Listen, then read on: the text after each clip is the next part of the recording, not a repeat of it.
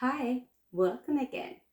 On today's video, I'm going to show you how easy it is to transform something old into something new.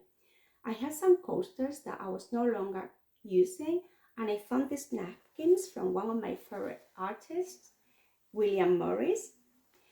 I got to know his art while working at the V&A in South Kensington in London, England, back in the 90s.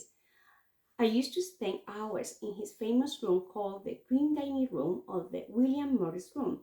We call it by then just the green room, as the color green was the predominant color in the room. From there, my interest to know his art grew in me, and since then he became one of my favorite artists on textiles. We have here one of his iconic prints, a Pimpernel, which I'm going to use for this project.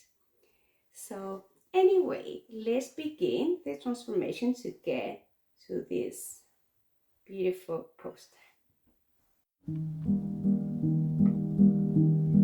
goes from this to this.